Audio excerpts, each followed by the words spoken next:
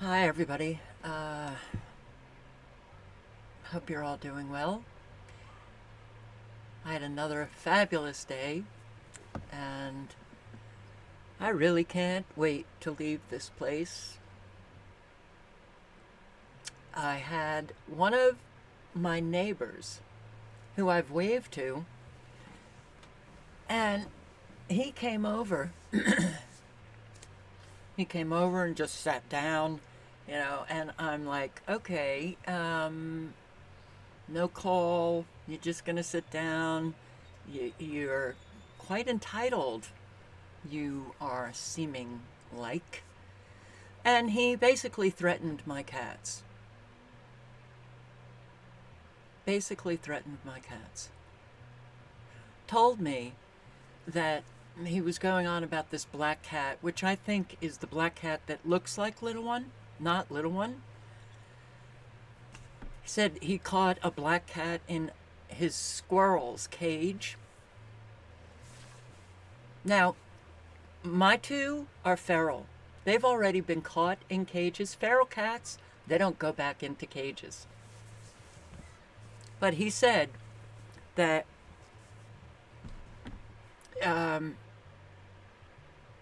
something like if the cat comes around, because they apparently make his dogs bark. I've never heard his dogs barking. Never. So I don't know what he's talking about. And he does not live but a stone's throw. Never heard his dogs bark. And he said, with my dogs barking and then neighbors complain. Bullshit. He knows his neighbors. And when he left here, he went right to those neighbors that I had mentioned. They were very nice because their dogs got loose, and I was able to catch their dog a couple of weeks ago. I don't know how long ago. And ended up talking to the woman for, I don't know, an hour. I was very happy to find somebody that I enjoyed.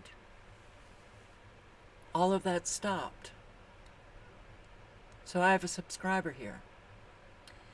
And I'm not going to go into more of what she has done, but this is a very small town, and yes, she knows everybody. She knows the guy who came over here and threatened. I mean, he said, if the cats come over and I catch them, they're not coming back. Bandit has not come back. And I am, I said, just based on how sick she got so quickly, and I felt that she might have been poisoned. I wasn't saying that somebody poisoned her. She might have gotten into something. I don't know. But Bandit has not come back.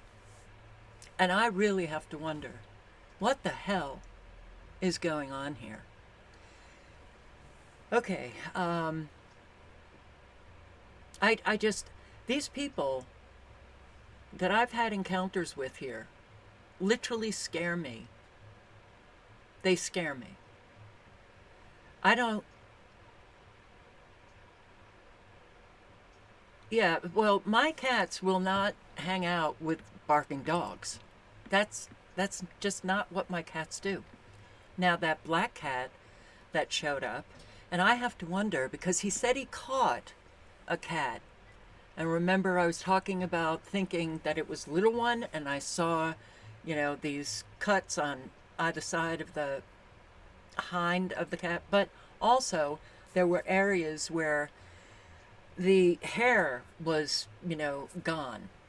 They weren't cuts, but it was obvious that something happened where, on his legs, the hair was gone. And I started thinking, oh, he might have trapped that black cat in the cage, and it freaked out.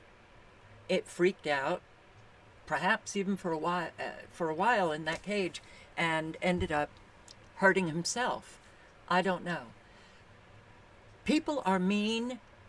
They're mean. I have never encountered people the way that I've encountered them. and increasingly so, like after 9/11.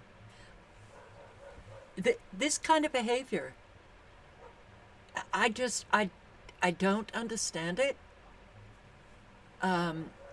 You come over, I introduced myself.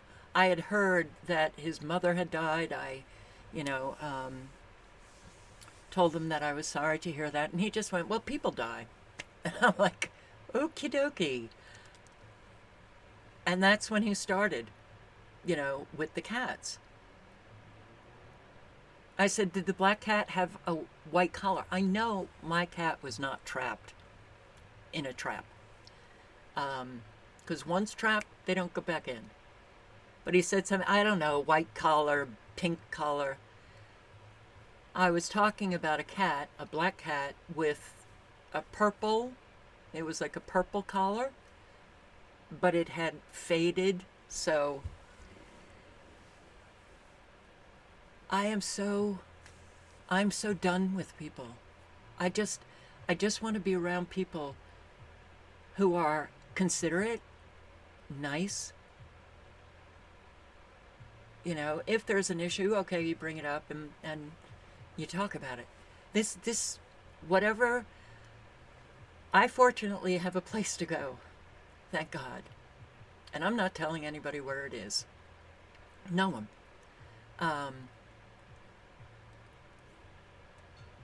Wow. This is how people behave. I'm new here. And my cats, I've never seen them walk down that way. They walk into the woods. That I've seen a lot. But you're basically telling me that if my cats happen to wander over and your dogs start barking, I'm just warning you, is what he said. The cat will be gone. So what happened to Bandit? What happened to Bandit? I am so upset. I fortunately stopped shaking. I was shaking. I have been rendered shaking quite a lot here in my short period of time. So,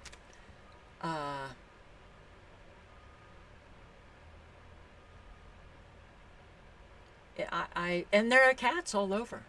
There are cats all over. But my subscriber knows him who came over. And he knows this couple with the dogs, that the dog just a couple of days ago got loose again and just starts running around. And I was able to catch it again. But there's no, oh, thanks, come over and have a cup of coffee. Just neighborly stuff. None of that. None of that. So,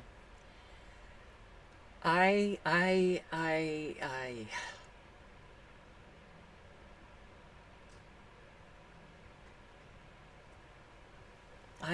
don't get people.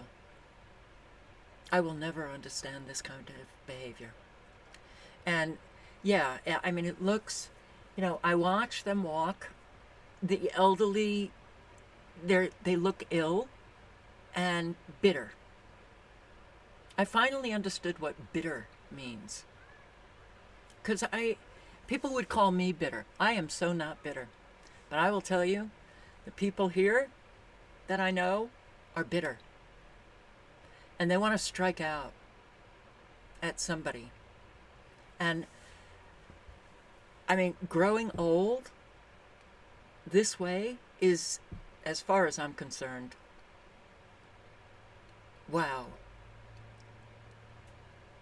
I would like to think that people, as they get closer to being gone, that they would really think about how they're treating one another and just be nicer and nicer and nicer. That doesn't happen, apparently.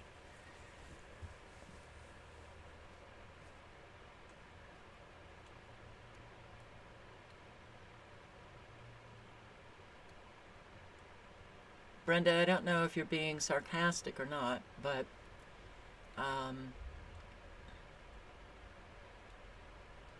Look, I'm a Northeasterner.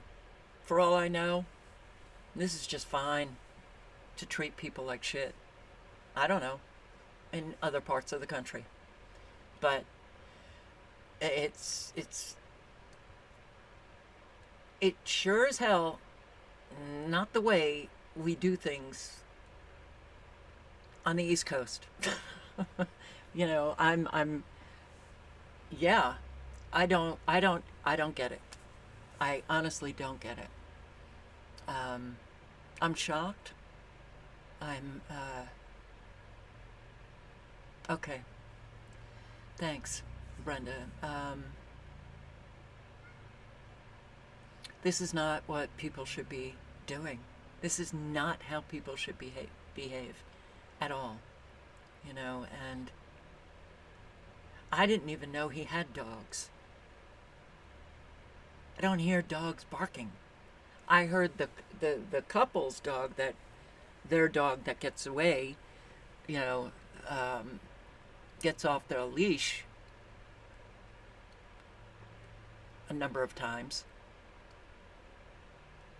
But I just felt like, wow, man.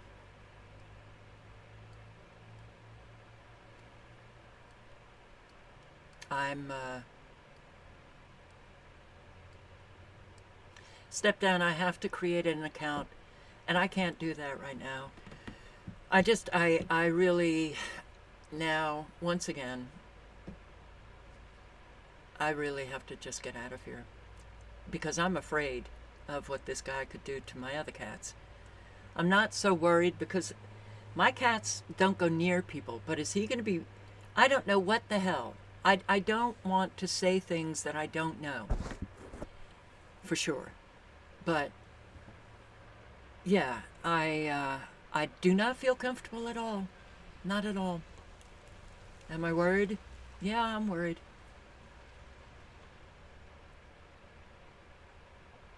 I'm floored.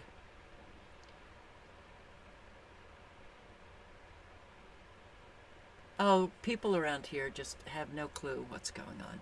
None. You know, um,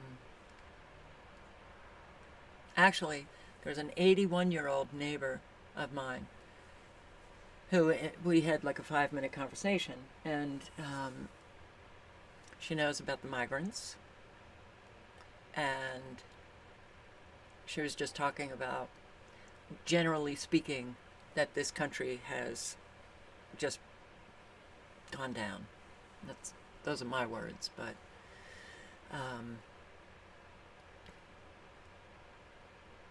and I have not had the sense that people are friendly even in town. You know, I've smiled at people, I wave at people, and there's this, and it's so funny because I heard the opposite about everything from this subscriber, and I won't say everybody, but I've encountered some really unfriendlies, and I just don't want to be around that energy. It's just a bad energy, you know? I mean, this couple's dog, both dogs, the first time, both dogs were loose, but one of them didn't have a collar on at that time, and I was like, oh my God, how am I going to get this dog? Because it came right here, it started chasing Babe right up the tree, and things happen. Okay, no big deal, didn't hurt my cats, and frankly, even if it did, I wouldn't put any kind of blame on them, because things happen. And that was the day that we had a really nice conversation. Ever since, they have been cold, unfriendly, clearly don't want to have anything to do with me, which is fine. But something happened.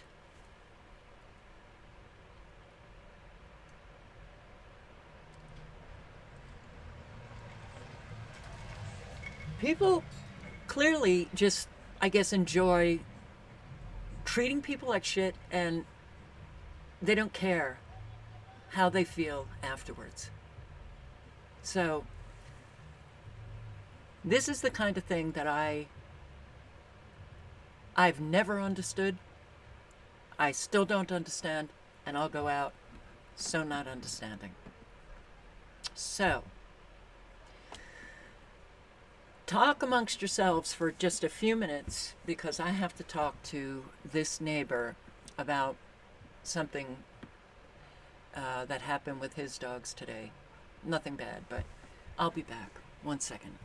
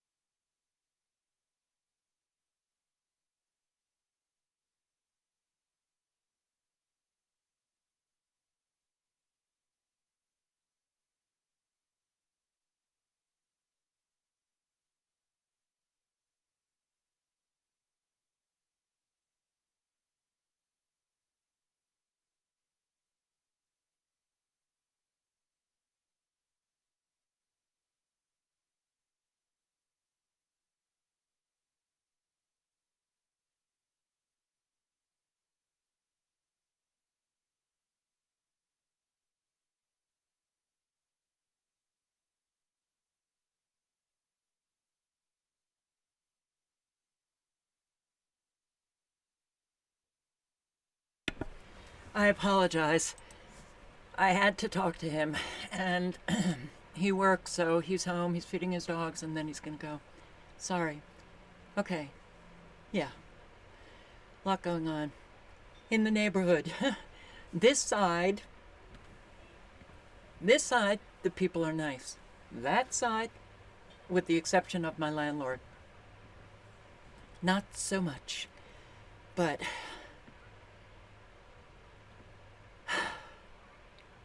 people have to stop being shits. That's all, okay? They just have to stop being shits out in the world. Hi. So, explosion, Texas.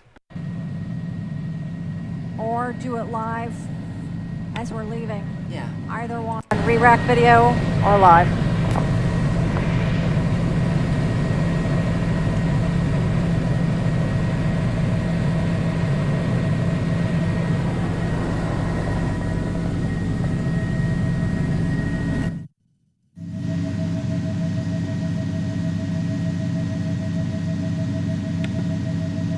Well, that's a lot of very, very toxic smoke.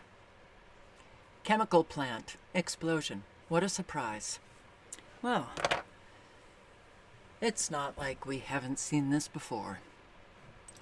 So, this is, it was a freak accident that was caused by a forklift incident. Really?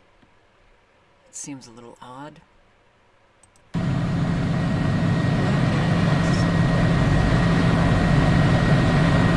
Copy.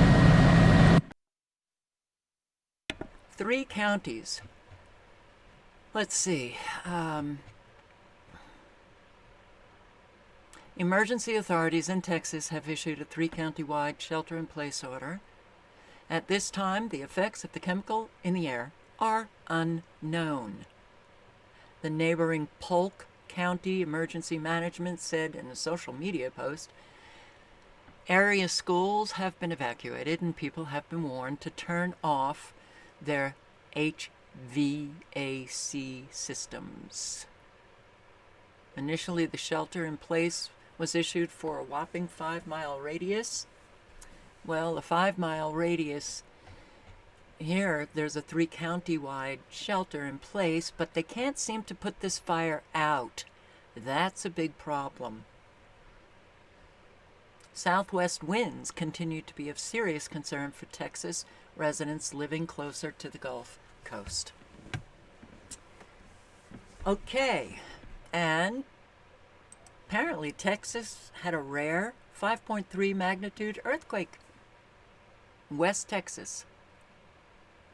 5 earthquakes stronger than magnitude 5 have hit Texas since 1900. Okay, in West Texas, a remote area, jolting residents awake, rattling homes. Near the New Mexico border.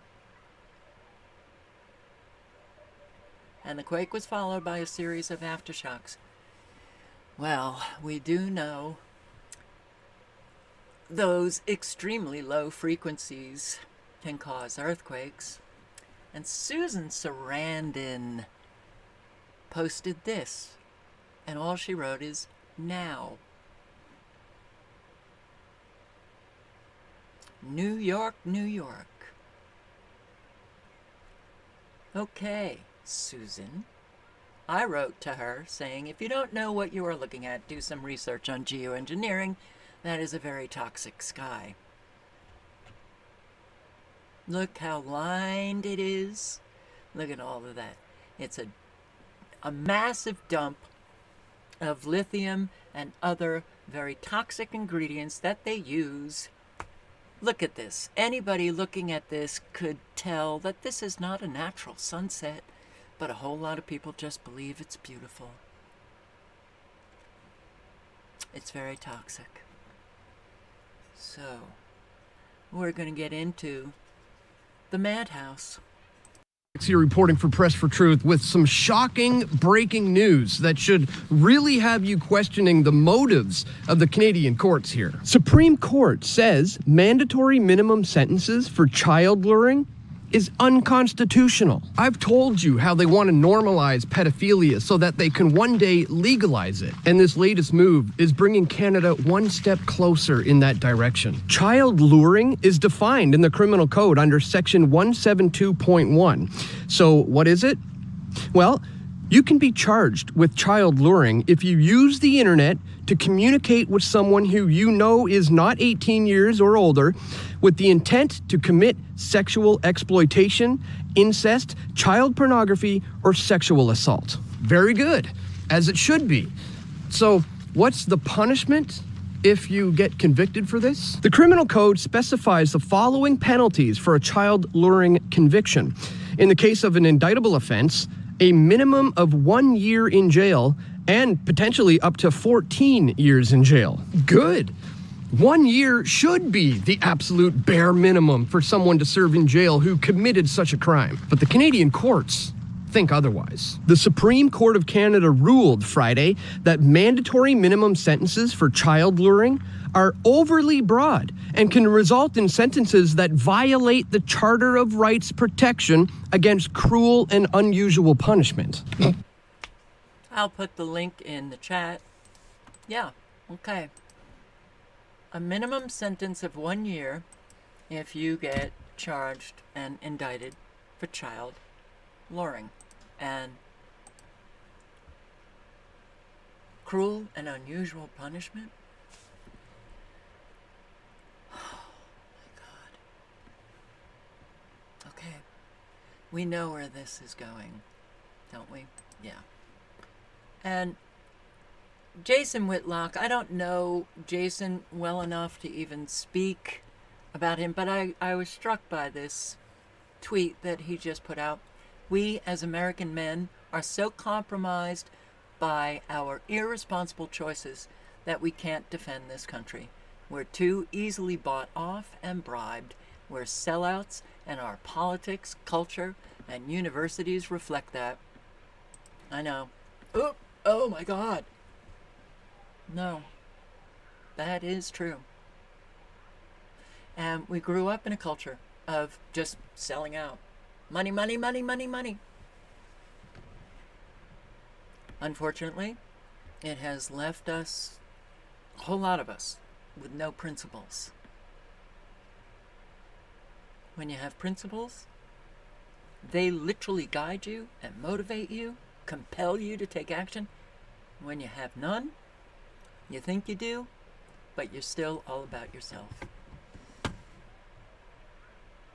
Gotta have something above yourself. That is the driving force to how you operate in the world. Okay. I believe this, yes, it was sent to me by a subscriber whom I'd like to thank. I'm just going to play a little bit of this video. The truth about essential brain activity shutting down in people all over the world. And when I listened to this, I thought to myself, makes sense. Recently, what happened is that because, part of that process of the pineal gland has to do with the hippocampus, I was talking to, our famous friend Dieter Burrs, the biophysicist in Germany, and he had just done an interview with this guy called Dr. Michael Nails, right? And Michael Nails is somebody who's broken down the idea of, he's talking about the hippocampus, which is that part of your brain which connects directly to the pineal gland, which is the part that makes pictures, right? So he's published a couple of books. I'll put it up on the screen. You can kind of see it. This is in German. He's famous in German as being kind of on the fringe because he put a book out called Humans in a State of Zombiness, like zombie state, right? The indoctrinated brain, right? These are some of the materials that he was putting out recently. And essentially, and for those who want to know what the hippocampus looks like, it's this part, kind of these two little lobes on either side of your brain, really a small percentage of your brain, really. But what's very, very important about the hippocampus and which is what shocked me about what Nails said, is he said, well, first I'll say what the hippocampus does. It grows new cells every single day, which are called, he calls them index neurons. And these index neurons are there for you to absorb new information every single day. And a normal functioning, healthy human being, at the end of that day, those cells at the end, when you go to bed at night, the hippocampus takes the information from those cells and puts it into long-term storage. It's kind of like taking it out of RAM and putting it into the hard drive. And so the first part of that process is putting it into the cerebral cortex, all that gray matter you have in your brain, the majority of it. And the last part that happens is that it begins to help your brain make associations. So you associate what you freshly learned with what you have previously stored. And that's why they call it rapid eye movement, because your eyes are trying to figure all the different connections out. And so your brain is making all the connections, it's making all the connections. And then, you go to sleep at some point and it's like you rest. The next day you get up, what does your hippocampus do? Well, it grows new ones, right? New, fresh index neurons, starts the process all over again. And this carries on through all of your life. Well, what freaked me out about Nails is that he said he's done a lot of research and they found out that in the last 3 or 4 years, people aren't growing index cells anymore. Their hippocampus is shutting down. So what does that mean, That's right? crazy. Right. What does it mean? It means, well, like if you're making pictures and associations, you're developing higher consciousness, ethical, concepts about relationship between things. You're exploring emotional states, right? You're into accountability and lessons learned. And, they studied it on squirrels. Squirrels do it every year, and there's shrink again in spring. They do it when they hide chestnuts because they need to figure out where the hell they hid all the chestnuts so that they can survive. But in the spring, when they don't need the hiding places, it shrinks again. But ours isn't supposed to shrink. It's supposed to keep growing. So that makes you ask yourself, what are people without a hippocampus doing? They're functioning, they're taking information in, and all they're doing is they're reacting to the same pattern, and they're reflecting exactly back because there's no connection to any kind of long-term memories in their brain. So they're just putting it right back out there. They're not even thinking anymore, right? This isn't real thinking. That's been just my observation.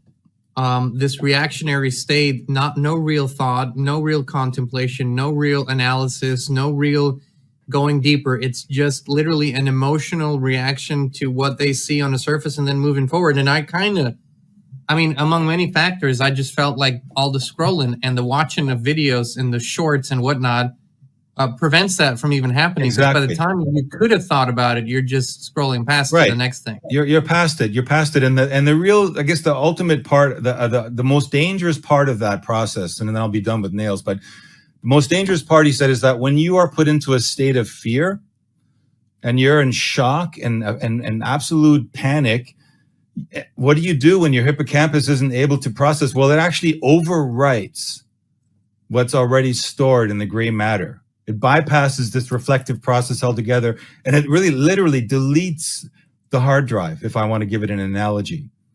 So and not only that, but they figured out that women who are pregnant that have no functioning hippocampus, they pass that along to the next generation. So the kids come into the world already in a state of fear, and they basically perpetuate and amplify that concept constantly. So this is, when he was talking about that, I was like, my God, right? It makes so much sense, but there must be more to the thing. And this is where it gets kind of really like off the ranch, right? This is where, and there's this guy called Eugene Irving. He's a researcher. He's been kind of hovering around my Facebook, and he's got some really volatile information and statements he drops every now and then. And he was pinging me on some information that I had to check out about the looking glass, right? So I checked it out, and I want to share this with you because when I saw this, it put the pieces for a lot of things together for me. Here, so I'm going to just share this with you right now. It's a really Okay, they actually don't share it. This is on somebody else's channel, The Truth Above All.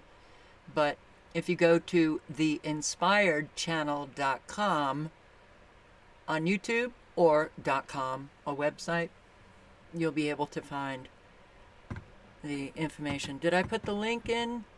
I'll put the link into this video. So something's gone wrong, just generally speaking, with the collective brain. That's for sure. People are not thinking. People are really resorting to a regressive state where they are acting like children, bullies.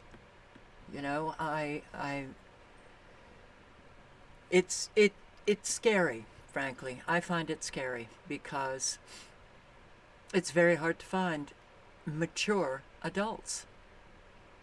And not the entitled adult who feels that they can, threaten somebody just to get their way. Look, people have changed. And let me ask, are you noticing people changing? Do you remember when people used to behave? Let's do this. Let's just make the demarcation 9/11/2001. Prior to that, if you're, old enough to have been an adult during those decades, and after 9/11, have you noticed a real bad behavior change in Americans that it just seems that this behavior got increasingly bad? Like the behaviors that I'm seeing, not just, in my own experience, but behaviors that I see, in videos, and I'm like, okay, well, I don't remember people behaving this way because there was an element of restraint that people had. They didn't want to be embarrassed. We understood right from wrong behavior. Now it's a free-for-all. Absolutely, people have changed, especially since I've seen behaviors that even prior to that, it's very narcissistic, very psychopathic, not caring. And that became an increasing phenomena.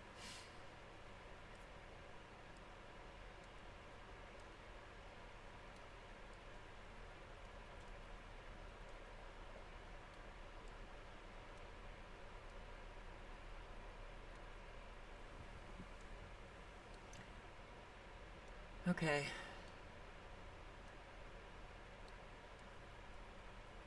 Most definitely totally out of character. Yes. Insane. Astonishing behaviors. Many people.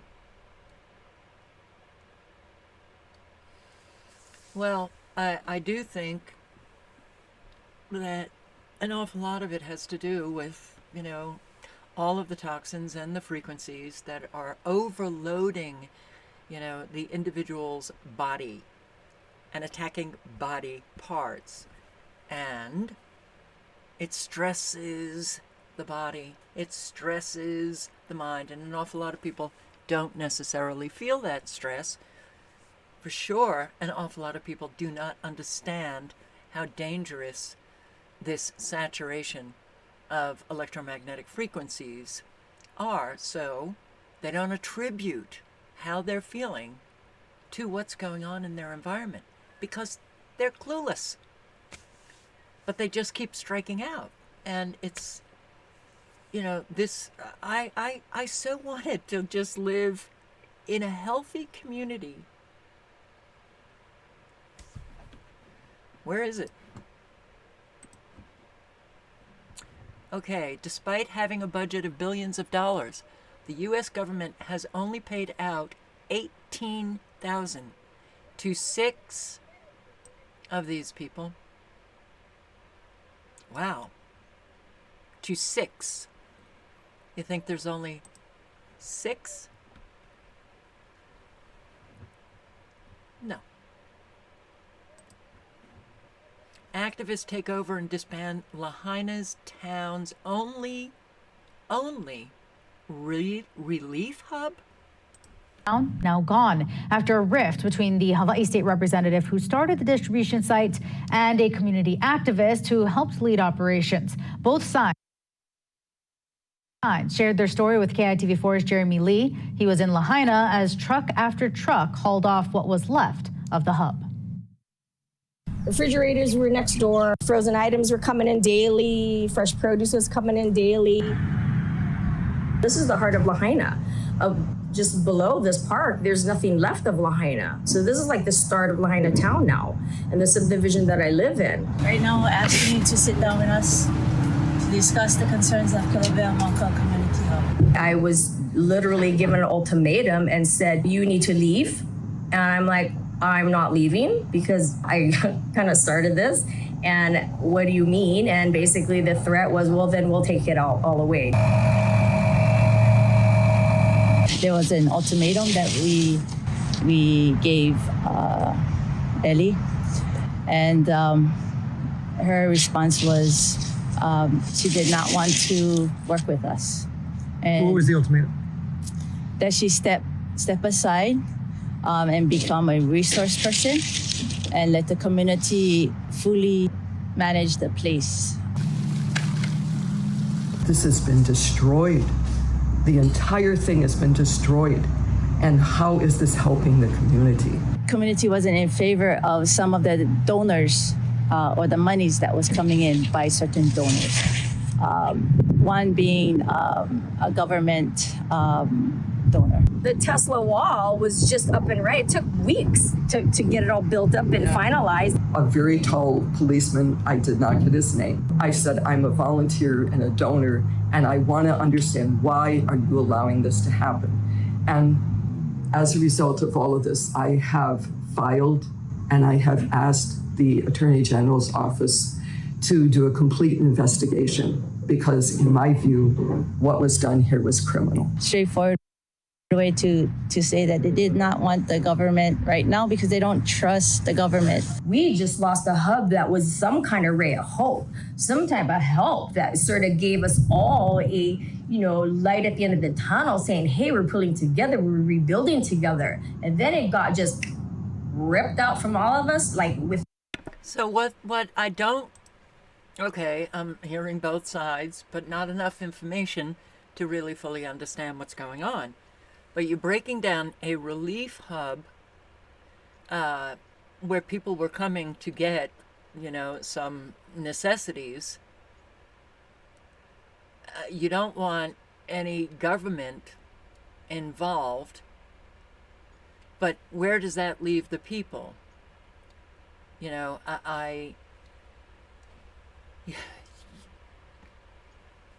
Okay, so I don't know what was going on with this relief hub, so let me just stop there. I don't know. I wish I had some Hawaiians in Lahaina that could speak to this. I'd like to find out what really went on, what was behind this. Because even if it's just torn down, for a while, and then the community takes over and begins to provide what they were providing, okay. But even just for a couple of days, there's an awful lot of people who don't understand survival. They don't understand. When you lose everything, and you're now destitute and needing help, when you take away the help, even just for a couple of days, I would assume that that's going to cause an anxiety in people, and for those couple of days, those needs are not going to be met. So, and I'll link to this. I've posted so many videos on psychiatric medications, and I'm glad that people are posting on it because the danger did not go away. This is redacted. I put the link in the chat. What's really behind all of the mass shootings in the U.S.? What's really behind? Well, a whole lot of psychiatric medications. The adverse effect is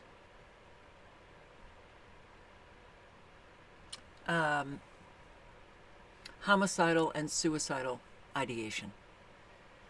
So, an awful lot of these mass shooters have been known to be on these psychiatric medications. Then you include frequencies, which can, and I have posted on the research, that electromagnetic frequencies can, when you take a medication, it can reduce the dosage or increase it. But you're just taking the regular dose. So, and just a reminder. We all know, but still pay insufficient attention to the frightening scenario of a comprehensive cyber attack, which would bring to a complete halt to the power supply, transportation, hospital services, our society as a whole. The COVID-19 crisis would be seen in this respect as a small disturbance in comparison to a major cyber attack. To use the COVID-19 crisis as a timely opportunity to reflect on the lessons the cybersecurity community can draw and improve our preparedness for a potential cyber pandemic. Yeah. So those cyber attacks that the FBI and other government officials have warned us about just this past week, all the terrorist attacks, and they've warned about cyber attacks and the poisoning of our water systems, as if they're not poisoned now. So, just a reminder, this hasn't gone away. And, wow, Billboard Chris, I'm sure a lot of you know about Billboard Chris. I have been informed by the Met Police. Billboard Chris he's Canadian? Am I right? I believe he's Canadian. But I've seen him, in the U.S. and carries around. He does an awful lot on the issue of transgenderism and trying very hard to protect children from this latest evil, very satanic agenda that's happening. So Met Police in the UK informed him that if he returns to the UK, he will be remanded into custody and charged with a hate crime. Wow. Called on Sunday, November 6th, to speak with me about the incident where someone who appeared to be a woman came and jabbed her flag and flag stick in my face. All right, I was told on Sunday the police would attempt to identify her and potentially charge her with common assault. I declined to file a complaint.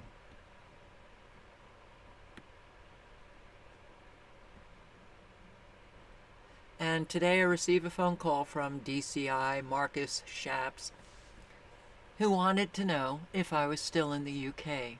He said they had made contact with the woman, that she is a transgender woman, an erroneous term for a man, and that I would be remanded into custody and charged with a hate crime if I returned to the UK. Okie dokie. Wow. Well, there's more to this. I'll put the link in the chat, but this is where we're headed.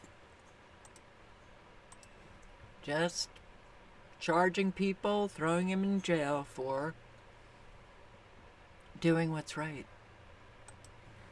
And here, Black Lady exposes the problem with today's America. This lady knows what she's talking about. We have to wake up. Listen to this. It's serious what's going on in America because they are indoctrinating students. They're indoctrinating students to go against their parents. And this is Marxism. This is socialism. I'm very familiar with it.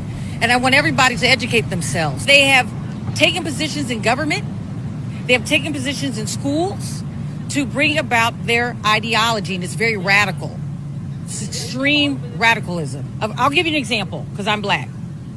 One way they can spread this indoctrination is they'll say, well, that's anti-black or you're being racist. But I know what Marxism is. I know what socialism is. And they will hide it under a guise. Well, we're going to teach first graders about sex. And we're going to do this because this is about equal rights. But it's not about equal rights. Socialist Marxism, they'll see it's right here on these universities, and they started in the private schools, and now they're going to the charter schools, and they're going to the public schools. And they're teaching, like in socialist countries, to be spies, so we spy on each other. Don't tell your parents. Trust the teachers. Don't trust your parents.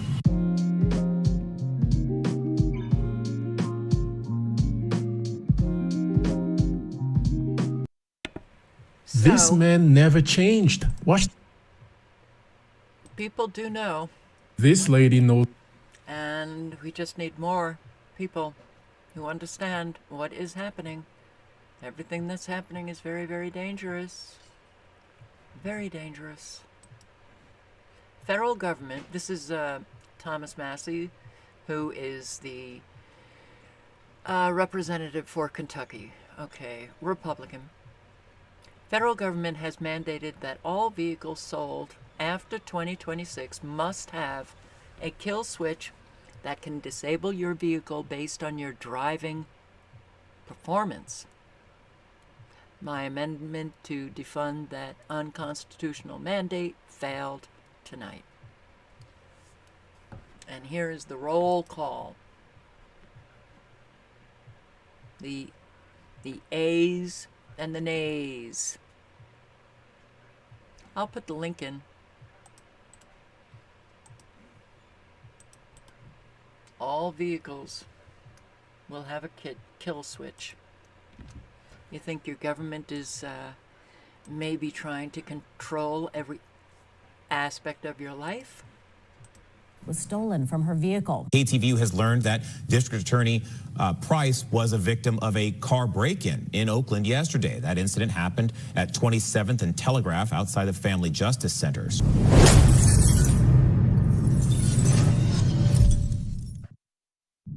So now the light on crime policies have hit the Oakland DA. But this story is crazy. So this is the Alameda County District Attorney Pamela Price. Now, she is a progressive DA. The criminal justice system is racist, and she's going to change it by letting criminals go free. Now listen, people, I do a lot of these videos, but this woman is extreme. I mean, she's totally insane. In one case where a baby was killed by gangbangers shooting across the street at each other, she's literally advocating that the killers get no jail time. I'm not joking. Price wrote this email as an update on the Jasper Wu case, the little boy lost to gang violence in November of 2021. 23-month-old Jasper Wu lost his life to a stray bullet while riding in his car seat. It happened because two rival gangs were having a rolling gun battle on Highway 880. Three men, Trevor Green, Johnny Jackson, and Ivory Bevins, have their preliminary hearing on murder charges in 3 weeks. A member of the AAPI community asked Alameda County District Attorney Pamela Price for an update on the case. And Price sent this email yesterday that reads in part, "Our office is currently working on a partnership with the Asian Law Caucus to support AAPI victims of violence in ways that open up broader possibilities for healing and non-carceral forms of accountability."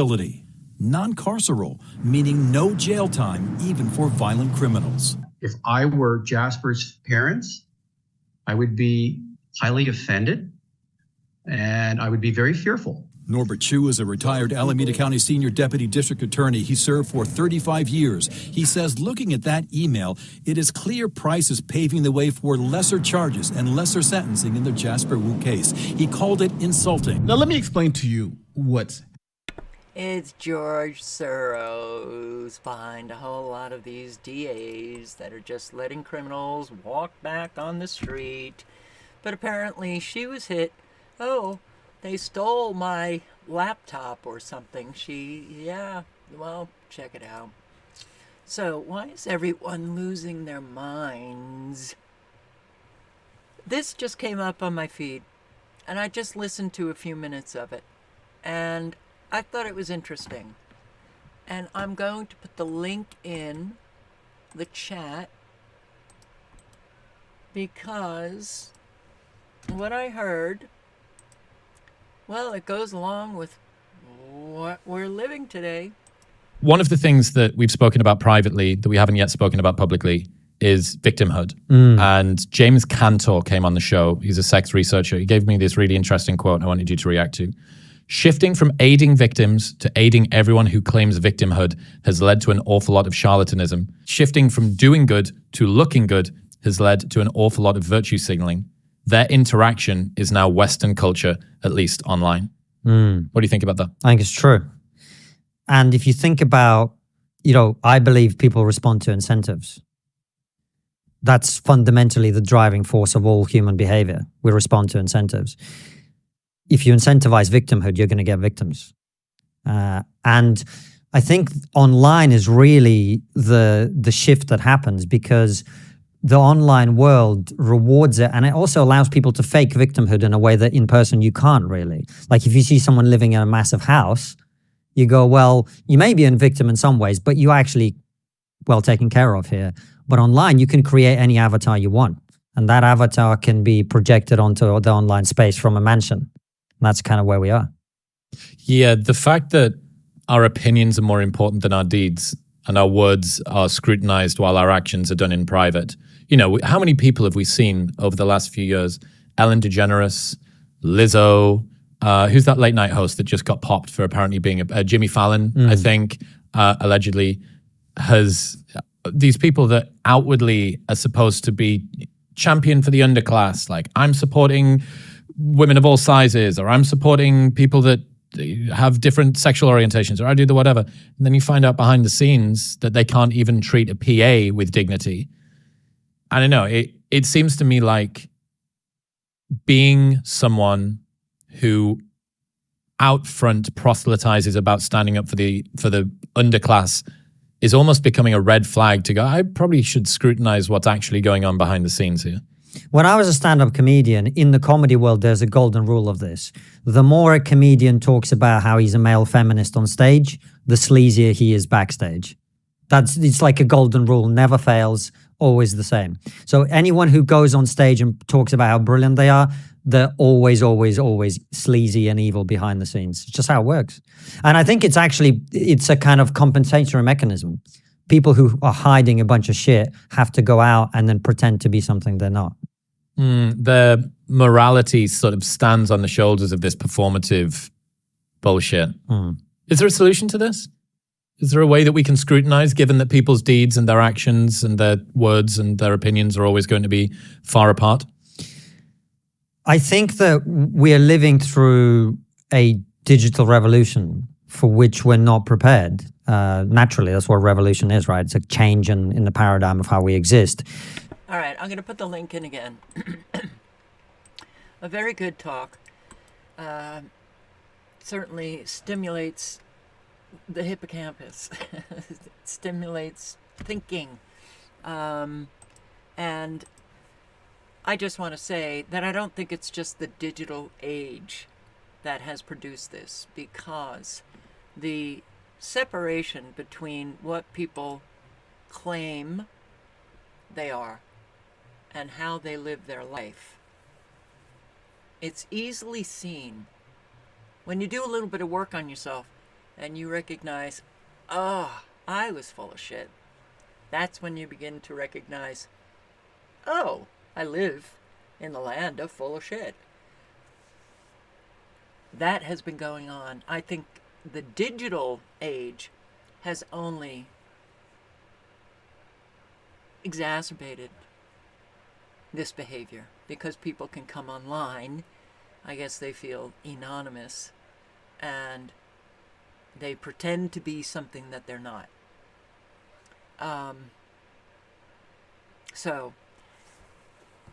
But pretense, yeah, that's the deception, the self-deception that we need to work out of our own selves.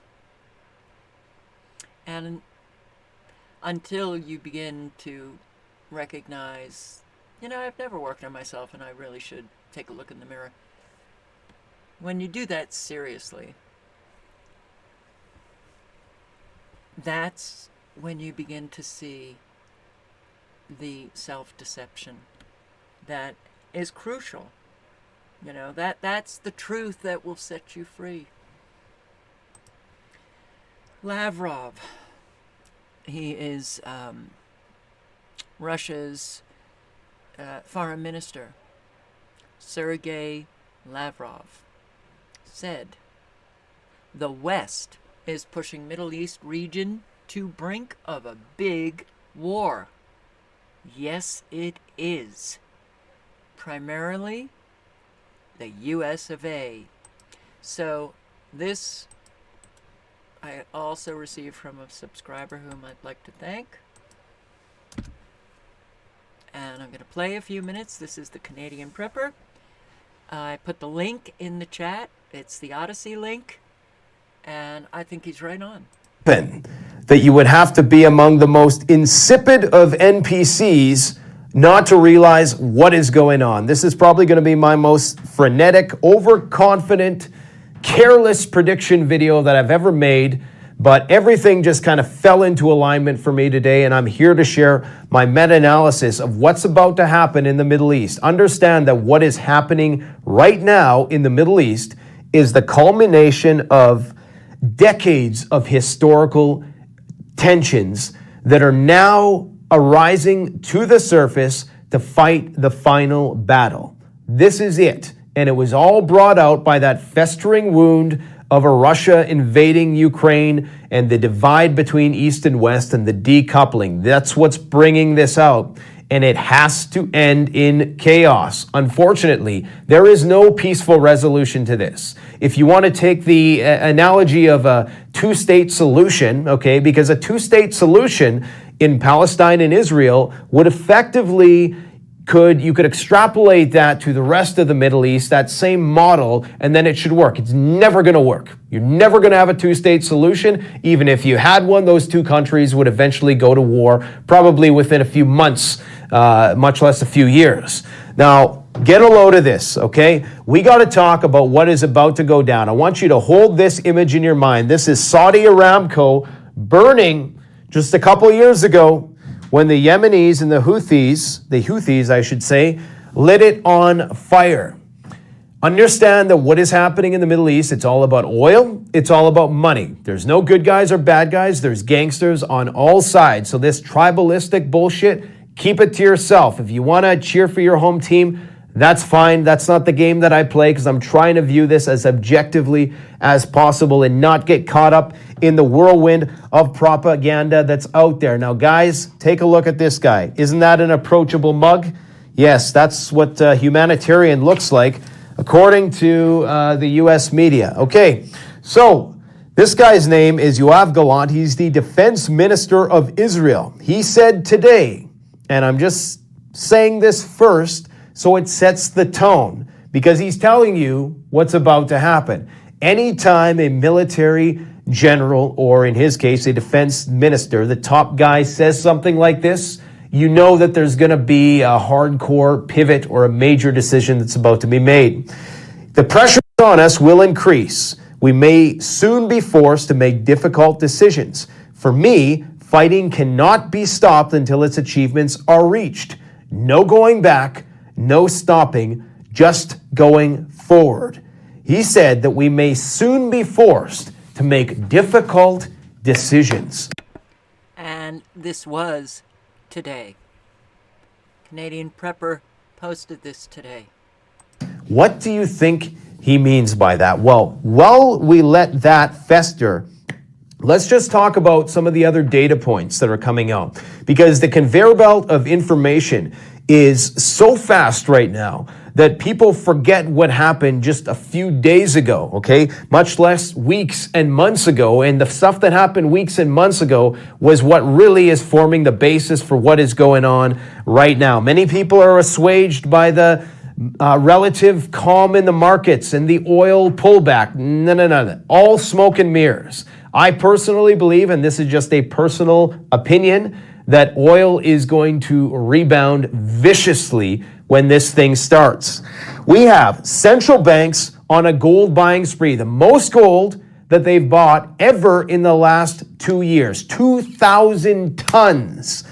I'm not even going to try to help you illustrate how much, but that's a lot of gold. That's how much whole countries have, like big player countries, China, Russia. We have the Federal Reserve. Yesterday, my inside source notified me that in the place where they stole, well, that was a Freudian slip possibly, in a place where they store most of the gold at 33 Liberty Street. I'm not talking about Fort Knox. Who knows what's in Fort Knox? Who knows where they're really storing the gold? Anyways, this inside source, who is very, very close to the situation with the DOD and what's going on, notified me that big purchase orders are being made for emergency provisions for those institutions. The central one in this case, there's many others, is the Federal Reserve and the Federal Reserve Bank. Okay, they are preparing for a major emergency. That's just that's not even a, whatever. That's an afterthought, because Germany is currently moving troops to the border of Russia. Yes, you heard right. They're moving their troops into the Baltic states towards Russia. Remember, Russia is still the big play. The big play is East versus West. Actually, the big play is China. But this Middle Eastern crisis, again, was fomented for decades and decades, and it came to the surface as a result of that separation between East and West. Keep that in mind. We have a massive attack on Lebanon recently that just happened a few hours ago, and that battle is intensifying. Anthony Blinken. Everybody's wondering, why is Anthony Blinken going to all these countries? Well, it just occurred to me today. He's going to all these countries to telegraph to them the ship that's about to go down. Okay, he's only visiting with our side of each of these countries, obviously, because in many of these countries he would probably be decapitated if he went and tried to negotiate with the other side. So I'm of the belief at this point in time that he is going around. Some people think that there's a rift between what the CIA is saying and what he's saying, and maybe he's not being told what the plan is, so he can appear more genuine and authentic, but the plan is really just a stalling tactic to amass a shitload of U.S. military equipment, the most naval vessels in that particular region ever before in history, even during the Iraq War. Okay, we never had this amount of ships. This is the tip of the spear, folks. They are planning something massive. The DEFCON activity is off the charts. I don't even pay attention to it anymore. I get messages every single half an hour, and if people actually knew my contact information and how to get a hold of me directly, I guarantee you my phone would just be blowing off the hook with anomalous activities and observations from all the OSINT guys, open source intelligence gatherers, who are constantly sending me information about heightened levels of NORAD, DEFCON-like activity, okay? We're without a doubt at DEFCON 3, and really DEFCON 3 is the most important level, because once you go to DEFCON 2, it's hard to turn that ship around. You hope we stay at DEFCON 3. I mean, you hope we're never at DEFCON 3, but anyways, I digress. House Resolution 559 has passed, precursor for attacking Iran. We can't let Iran have a nuclear weapon. Understand why Iran probably does want a nuclear weapon and why it's existential for them, and why, like I said at the beginning, this is a series of events that is culminated over many, many decades, and this is the end game, because Iran knows that its existence ultimately will rely on its ability to defend itself and have that countervailing force that is a nuclear weapon to ensure that its interests within the region cannot be squelched. Okay, I'm going to put the link in again. It's a 45-minute video. He imparts a lot of very important information, but I do think we're here, as he does, yeah.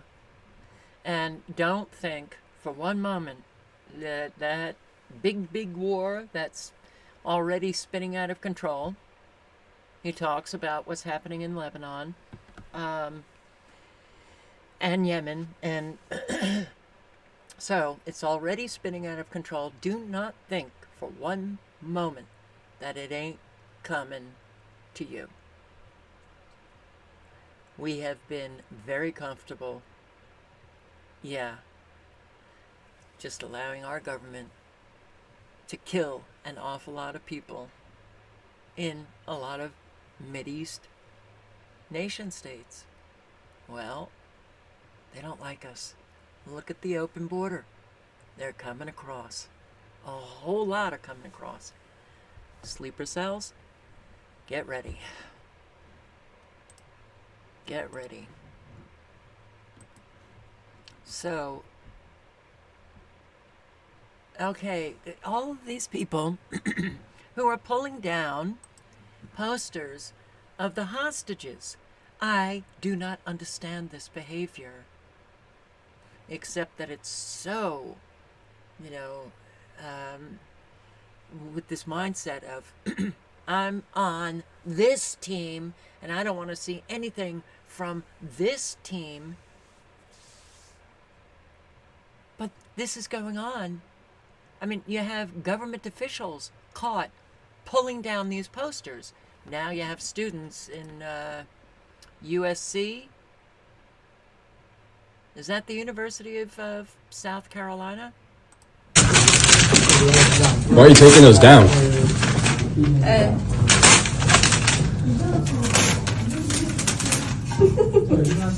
Why are you laughing? That's not funny. Genocide is so... It's not genocide. They're kidnapped individuals.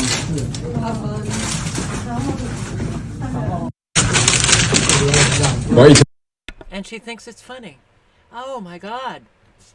Wow. Okay. Well, what do you do? What do you do? I mean, what do you do with this? And it's not, this is not a generational thing. It's in all generations. People just don't care anymore.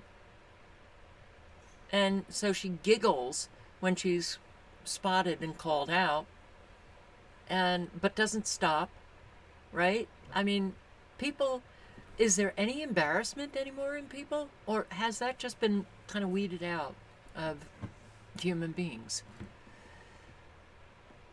It is kind of shocking. Now, I'm going to play this. It's only 1 minute and 26 seconds. Malcolm X, back in the 60s, this issue with Israel and Palestinians has been going on, well, ever since Israel was established. Palestinian struggle is not just a cry for justice. It's a blistering battle for the most fundamental human rights that every living soul on this planet should inherit by birthright. It's an unyielding resistance against the oppressive, suffocating grip of occupation and the callous denial of the most basic human dignity. Just as the civil rights movement in the United States fought against the chains of racial discrimination, so too do the Palestinian people strive to shatter the chains of occupation and tyranny. Never forget, my friends, that the Palestinians, much like African Americans in the United States, have been subjected to a heart-wrenching history of suffering and torment. The birth of Israel in 1948 brought forth the mass expulsion and dispossession of hundreds of thousands of Palestinians from their ancestral homes and land. This is a historic injustice that continues to haunt the lives of Palestinians to this very day. The situation in Palestine serves as a brutal reminder of the consequences of colonialism and the ruthless dispossession of indigenous peoples. It is an agonizing reminder that the fight for justice knows no borders, and we must stand united in solidarity with all oppressed peoples, whether they reside in the United States, South Africa, or anywhere around the world. It's 2023. It's 2023. And yeah, Israel is, as far as I'm concerned, a Western nation, just like Western nations like the United States, and it is colonialism, and it is apartheid. So, you're going to have violence when you squash a people. It's a given. It's really a given. In here, Brandeis University bans Students for Justice. This was a student organization at Brandeis University. Bans Students for Justice in Palestine. They can no longer operate at Brandeis University due to the group's support of Hamas, which currently governs the Gaza Strip. Hamas, terrorist organization. United States, terrorist organization. Israel, Zionist government, terrorist organization. But let's just designate Hamas. Okay. And we will shut up everybody. Now, this is a very important video. It's 19 minutes long, but as I said, the first week of this war that started, I was saying, the government is going to crack down on not just the Palestinians, but the Israelis. We saw it during COVID, and now it's happening again. So,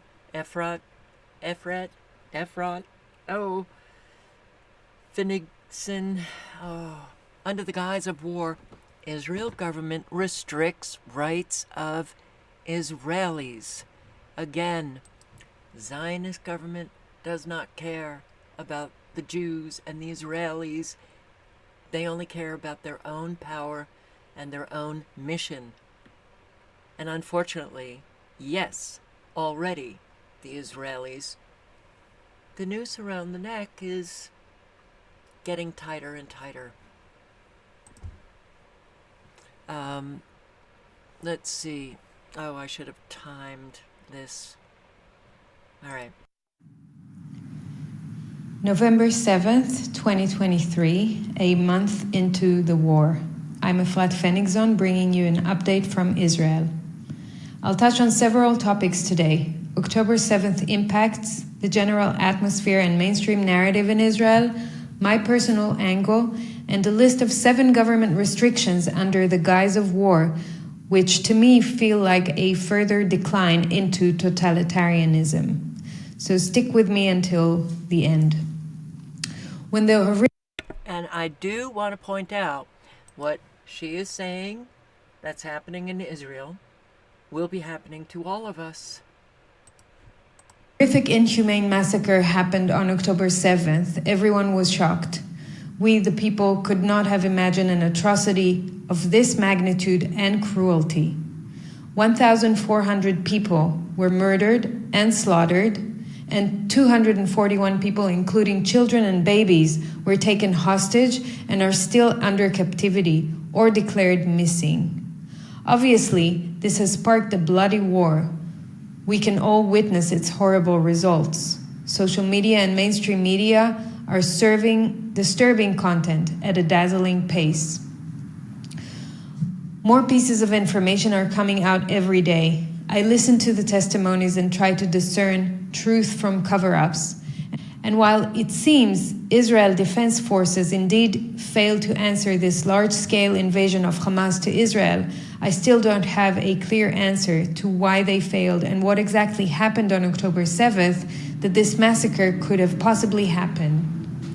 Hostages' families are suffering. They've set up a special task force, and together with circles of volunteers, they're doing brilliant work in raising awareness and trying to put pressure on the negotiations to save their loved ones. Demonstrations are taking place outside government offices and the Israeli parliament, demanding the return of the hostages. I was asked to comment about the atmosphere in Israel and about how Israelis react to this collective trauma. From what I observe, some people ask questions and seek answers. They don't accept that October 7th was a failure. Some don't want to ask or know. Out of that group, some are criticizing or vilifying people who ask questions or raise hypotheses, and some ignore and echo the "we'll deal with it after the war" narrative that the government is pushing. Most people I know have lost a loved one or are related to someone who was hurt during October 7th. On top of that, there's a heavy psyop running all around us on both social and mainstream media, and most people are not immune to it, though some are more aware than others. People's emotional states are very diverse and quite polarized. Alongside sadness, immense anger, and high levels of anxiety, we see camaraderie and voluntarism. People help each other, donate supplies, food, clothes, emergency equipment, open their homes and hearts for the evacuees and survivors, cook for each other. This spirit is crossing all ethnicities, religious and political groups, and perhaps this is our lesson and hope. The mainstream narrative is, and I'm quoting, "The question of who's responsible for this big failure will be with us for many years to come, but now we focus on fighting. The failure of the defense forces on October 7th was in understanding Hamas intentions and in not noticing its unprecedented preparation." As a senior member of the General Staff told the newspaper Yediot Achronot, "Let us go to war. Everyone will take responsibility at the end of the war." The Israeli Prime Minister refused to take any responsibility for the October 7th disaster, and in a tweet last week, he blamed Israel's security agencies, the IDF and Shin Bet, for the failures. He then deleted his tweet and posted an apology the following day. None of the so-called leaders have resigned so far. On a personal note, while I received immense support for raising truthful, honest, yet inconvenient questions and opinions about the October 7th events, I also received a backlash from people who would have preferred to dictate my thoughts and control my voice and its reach. The personal defamation attack, coupled with the restrictions on freedom of speech by Israeli authorities, which I'll elaborate on shortly, have inspired creativity and courage in shaping my communications. I said it before and I'll say it again. I will not be silenced. I'm speaking out for those who can't, those who are afraid, and those who need to feel safe, who need to know how to rearrange and regroup in light of this war. I feel a calling to continue to ask questions and seek the truth. Okay, let's examine the 7 recent restrictions and laws that are being promoted since the onset of the war. These less publicized government actions could potentially pose a threat to the safety of Israelis under the pretext of enhanced security. By the way, there are more than just these 7. I brought the ones that are the most disturbing. Number 1, the Freedom of Information Act law. 10 days ago, the Israeli government asked to freeze the FOIA law due to the war and extend the time period that government institutions can respond to a FOIA from 4 to 7 months. Due to public pressure and many civilian objections, the new FOIA maximum response period was set on 5 instead of 4 months, giving the government an additional 1-month delay to respond to FOIAs. Number 2, live fire against Israeli protesters. Also 10 days ago, the government started to advance regulation, which was pushed by National Security Minister Itamar Ben-Gvir earlier this year, to allow police to use live fire against Israeli citizens who are blocking roads or entrances to towns during a multi-front war. I'll say that again. Police could have opened fire and shoot civilians' legs if they block roads during wartime. Under this regulation, police would only need approval from a senior officer before opening fire. The Attorney General, which initially agreed to fast-track the legislation and bring it to vote, retracted her agreement a few days later due to public pressure and objections from politicians. So the overtone window has been opened once again, and finally, this is not happening right now, but these draconian measures could be brought back in the future, as happened before. Number 3, freedom to protest. In another extreme move to limit freedom of assembly and protest, the police chief said last week that they, and I quote, don't allow any demonstrations and would act to disperse them, threatening to send protesters to Gaza in buses. But a day later, in light of widespread public criticism, the police took it back and announced, following various publications, Israel police considers the right to protest as a cornerstone of a democratic state.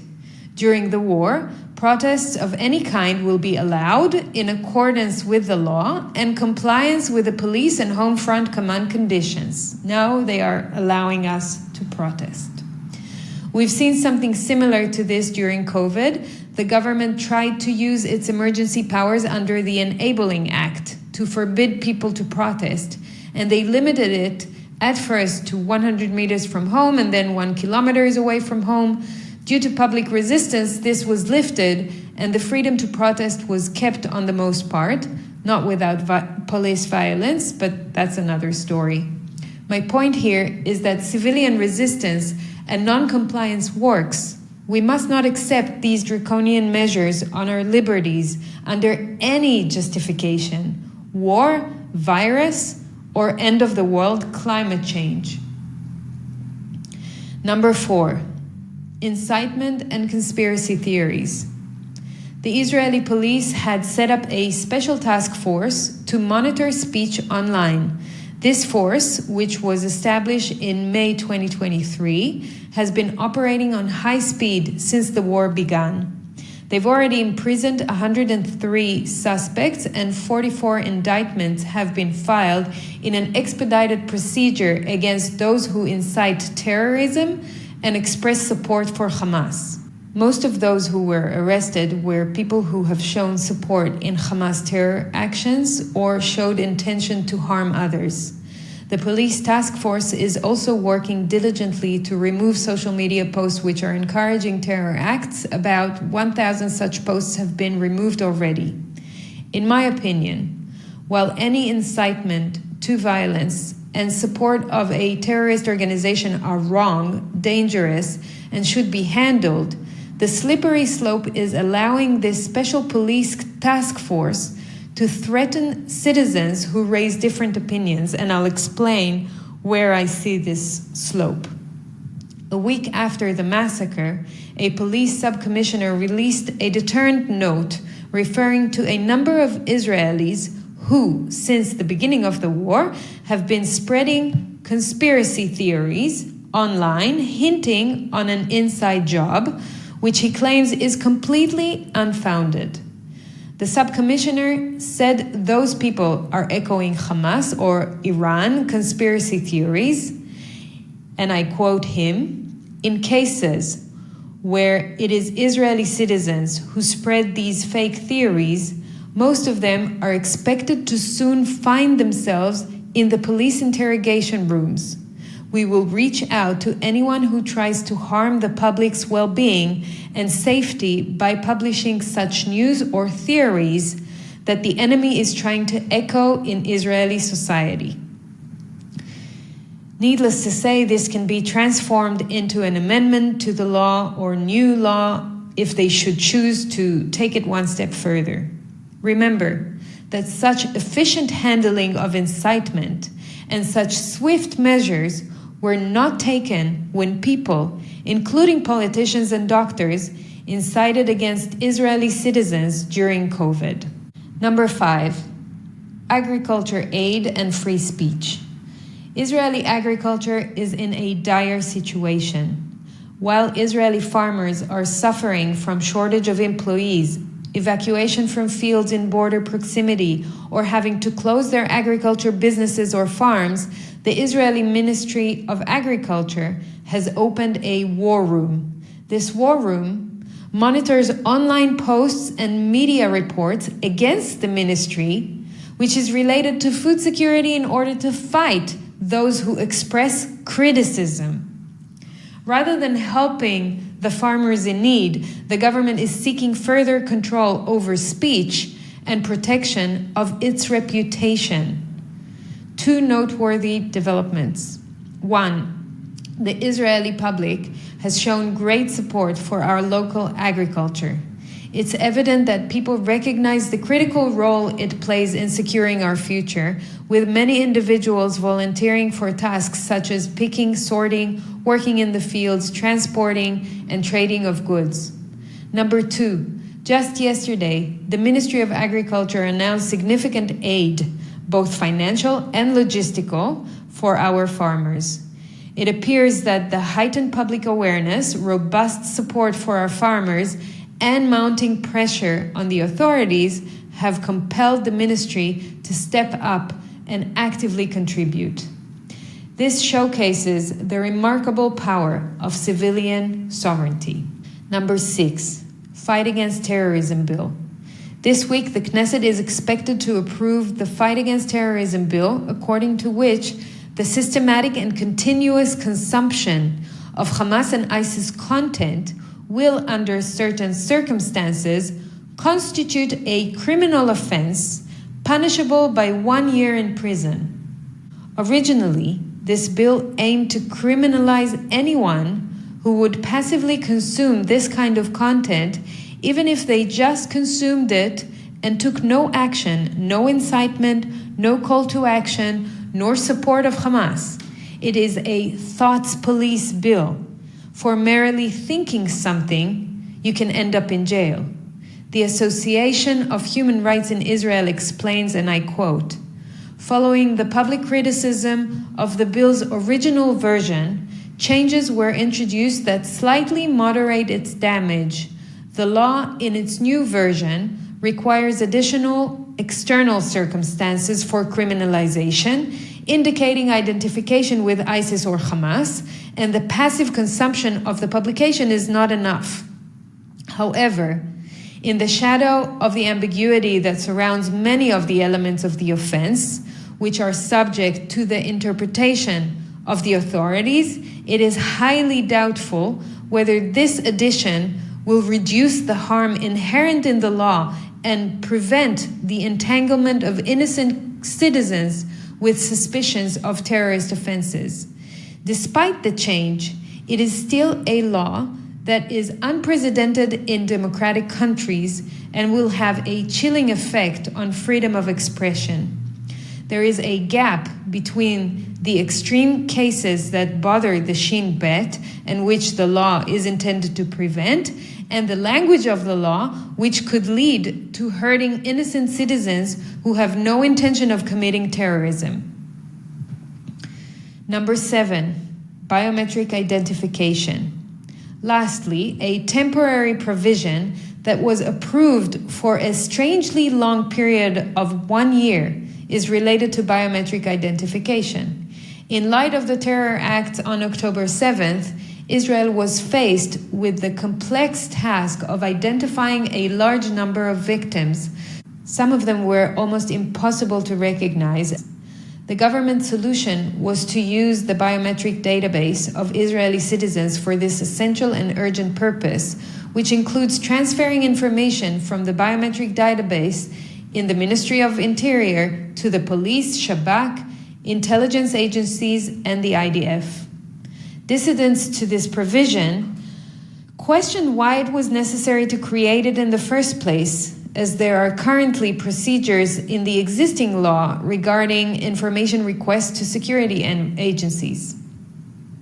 It was mentioned that this provision is essentially establishing a parallel or even a bypassing mechanism to the court and to the existing law.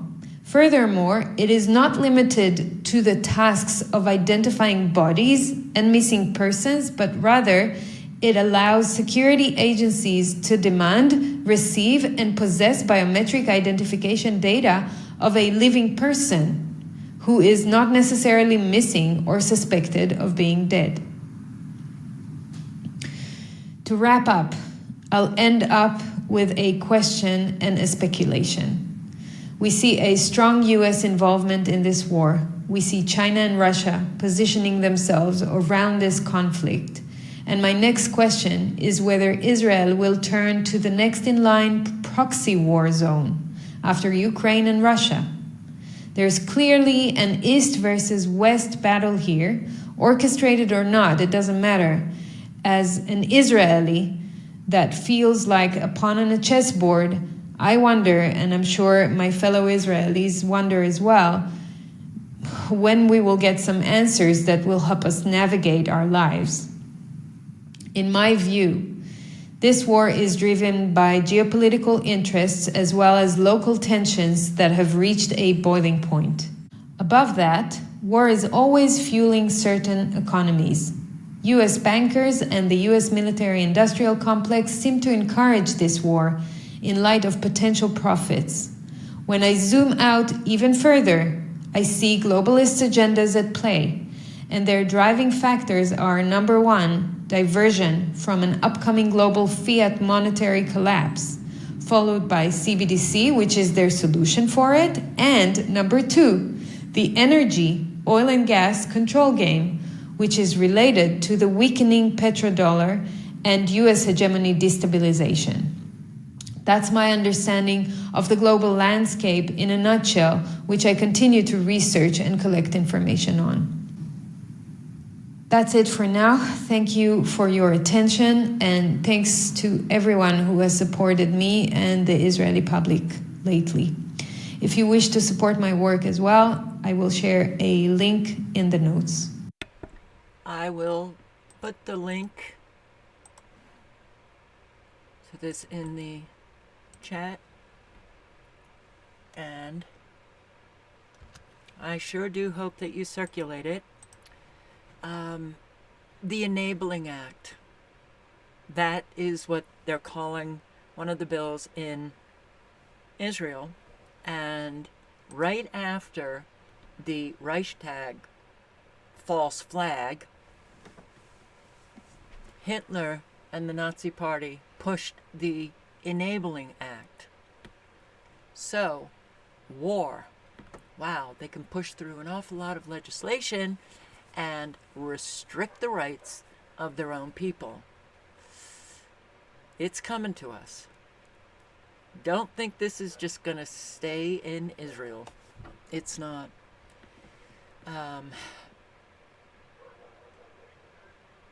So I wanted to play the full 19-minute because I have a lot of respect for Efrat, and yeah, this is important not just for Israelis. It is important for all of us. All of us. You know, a Western nation now at war, restricting the rights of its own people, and the police can shoot. Israeli police can shoot Israelis? Wow. Okay. Keep it in mind. Because we ain't no different. We ain't no different. Oh, okay. I got this from... my God, I can't stand my memory. Yes, Razor Queen, who sometimes joins us in the chat. Really?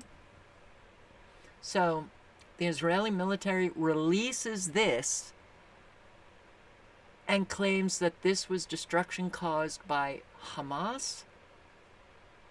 Really? Do you see what I see? Do you? Hamas, I guess, has secret weapons to destroy all of these vehicles, and then some in this row. Look at the destruction I think it was Israel, not Hamas. Bombs didn't hit this.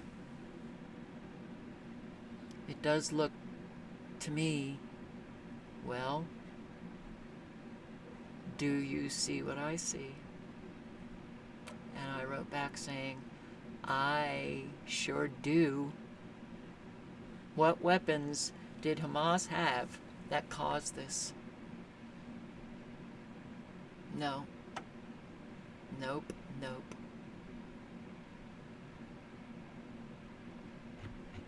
So, and yeah, my sense is that Hamas is working, with Israel. Yeah, as they do.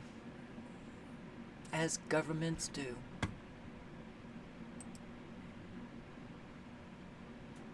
Incredible scenes from Gaza as an endless stream of Palestinian civilians continue to escape, protected by Israeli tanks. Hamas are watching their human shields leave them, and there is nothing they can do.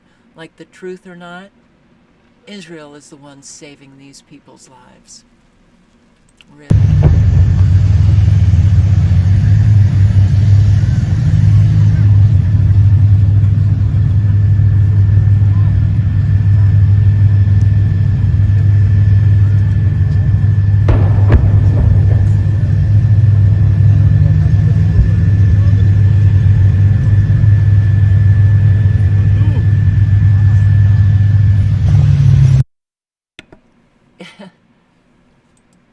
Israel is the one saving those lives as they destroy them. Okay. The march to where? I'm going to put this link in Eva Bartlett. So she says here, if I seem less active here, it's only because I have people telling me frequently they never see my posts or welcoming me back. So I'm devoting more time to my channel where at least those who want to see posts can do so without shadow banning. An awful lot of shadow banning is taking place. So I will link to her Telegram account. I tried to get a Telegram account, but didn't work for me for some reason. So Eva Bartlett's Telegram link is in the chat. Now, you do remember, for decades, certainly after 9/11, we had an awful lot of our military who were doing exercises in cities. And it really shocked and scared an awful lot of Americans. From LA to North Carolina, all over the country. They were practicing for urban warfare. So, this is urban warfare.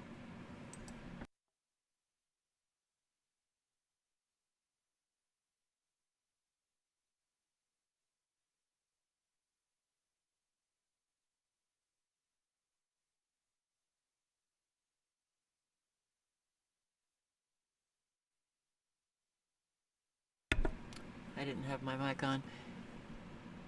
Freedom Plaza in Washington, D.C. She's got a lot of posts here. And Eva has been in Palestine, the Gaza Strip, the West Bank. So she's one of the investigative journalists that I respect. Very few fall into that category these days. And here, listen to the answer to a direct question that it's remarkable how we communicate. And I'm not saying that It's these people who are spokespersons for governments or government officials. This is just ordinary common parlance. You know, you try to have any kind of, especially in conflict with people, and you ask, you know, a direct question, and then they just go off and they never answer the question, but they go off in fairyland or whatever. Does the U.S. recognize the Geneva Conventions as applying to Palestinian territories? Sam, what I'm just going to say is what you've heard us say before, is that we believe, well, that's the answer that I have for you, which is that we believe wholeheartedly that Israel has every right to defend itself and to defend its security. Does the U.S. Was that anywhere near answering the question? No. But I'm just going to regurgitate the talking points. Israel has a right to self-defense. Don't the Palestinians? Every country has the right to self-defense. We know that. You don't have to keep regurgitating that one line. Why did they do it? To program people to believe that everything that Israel does is a matter of self-defense.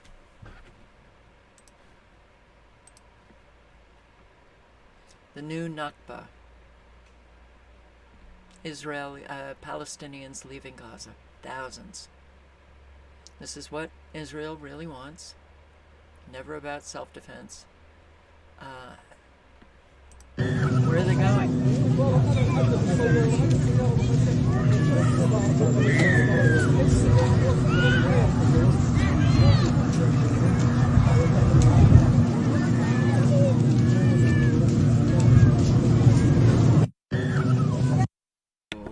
A lot of people. A whole lot of people. And I'd like to know where they're going. To Egypt? They're leaving Gaza? The north of Gaza, going south? Where are they going? Google and Amazon are providing cloud services. Okay. Jewish Google employee quits over silencing of pro-Palestinian voices. This is not about Jew versus Gentile, Jew versus Palestinian. This is about evil versus good. Google and Amazon are providing cloud services and powerful technology to fuel Israeli apartheid violence, to profit off of Israeli apartheid violence, and to aid the Israeli government in scaling out systemic abuses of Palestinian human rights, including surveillance and displacement of Palestinian families from their homes.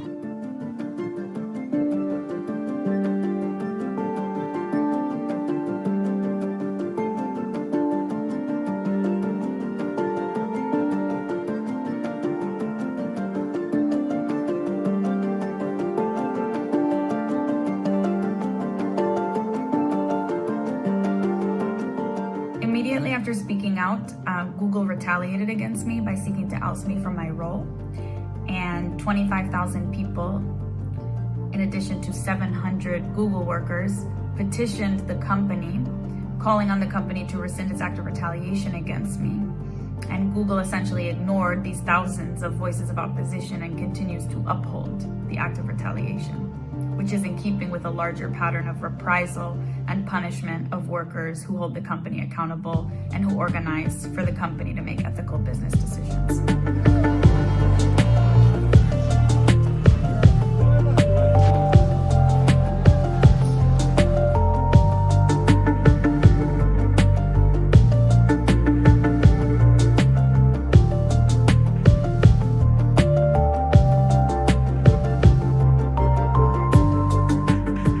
Project Nimbus also includes a clause which stipulates that Google and Amazon have no right to regulate the way that the Israeli government and military use use the services that are provided, which essentially means that Google and Amazon are building out technology that they are expected to hand over to the Israeli government and military, and then they're expected to wipe their hands of any sort of responsibility to actually oversee the way that the services get used on the ground.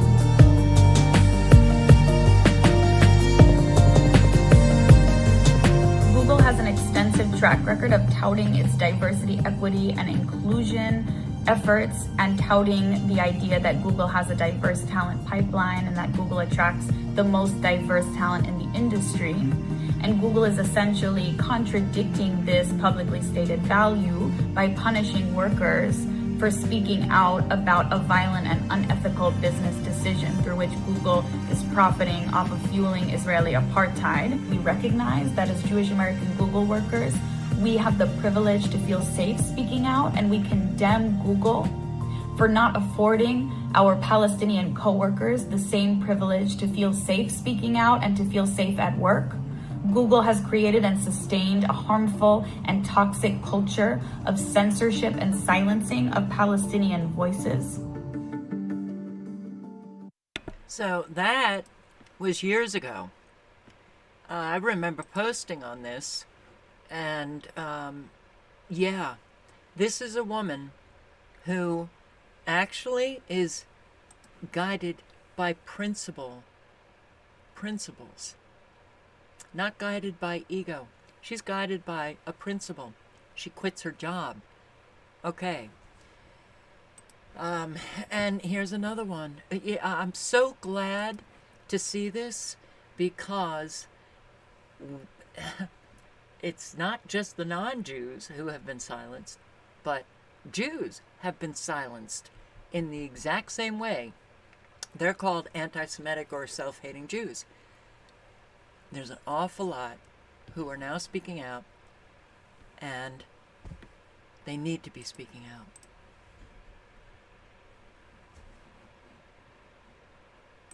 Not a proper Jew, the wrong sort of Jew.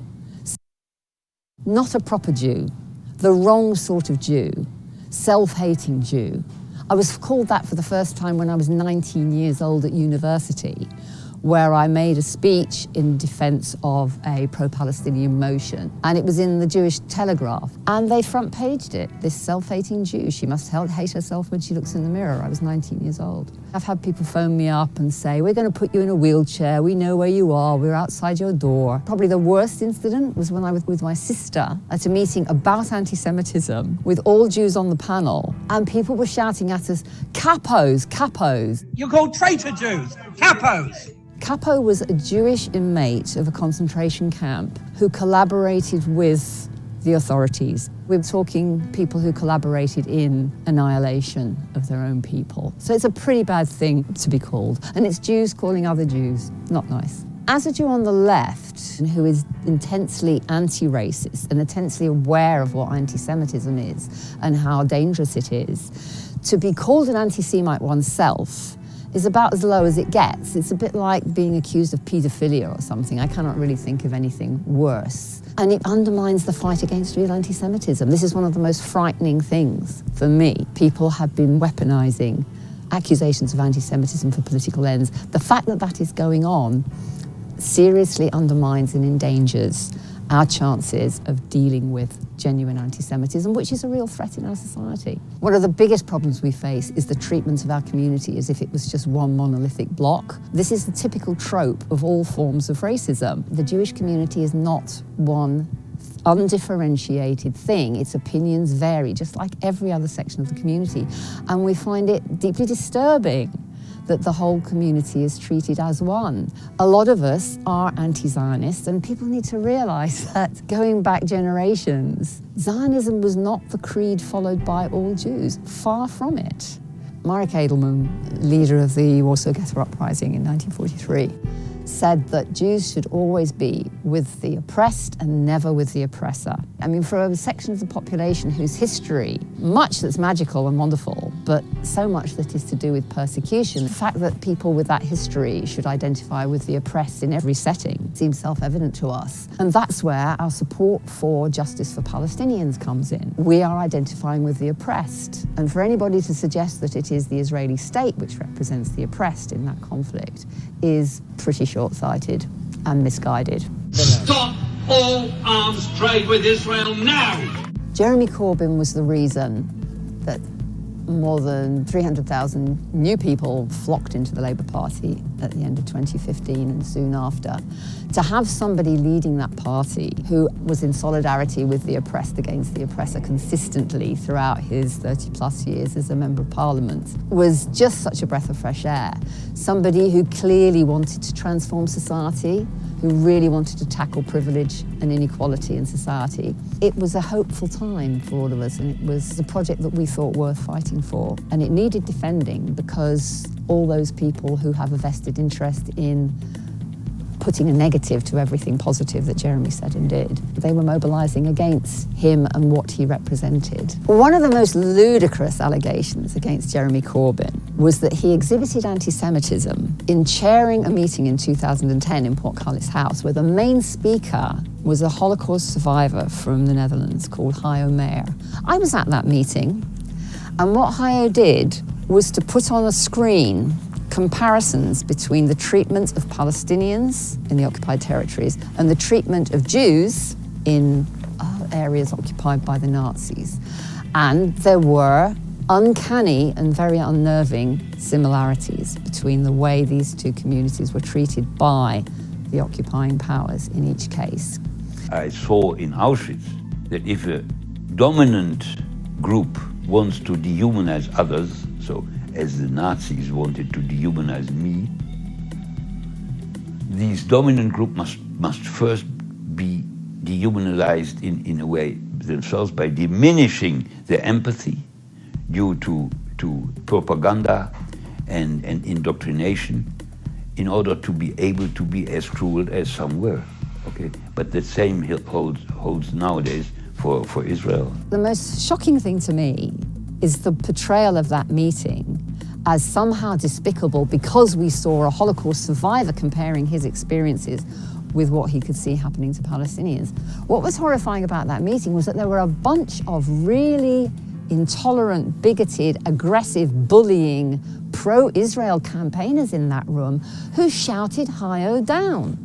It went on for a long time, and lots of us in the audience was sort of saying to Jeremy, can you please call the authorities to get these people out? They are harassing and intimidating an 80-plus-year-old Holocaust survivor. The meeting was pretty well destroyed by them, to be honest. Eventually, the authorities did have to be called. It was, by the way, a Holocaust memorial event, which was commemorating other forms of oppression as well. So there were speakers from traveller communities, for example, who we hardly got to hear because Hayo Meyer was interrupted so often by these vociferous hecklers. It was intimidating, it really was, to be there. I remember it vividly. Any criticism on the policies of Israel is hampered and made impossible by a terrible trick and crime of Israeli propaganda, that any criticism on the politics of Israel comes out is induced by anti-Semitic feelings. It's really important that we don't forget to talk about freedom of speech. We are being no-platformed, we are being cancelled, we are being denied the freedom to express legitimate points of view. People who claim to care about civil liberties, human rights, freedom of speech, freedom of expression, freedom of the press, and so on. All those people should be up in arms about what's been happening to Jeremy Corbyn and his associates in the Labour Party. So far, they're silent. There are so many people who have just ceased to care about truth and facts. This is very hard to counter when the mainstream media themselves do not show respect for actual truth and actual facts in some cases. The media has totally sidelined and ignored left-wing Jews.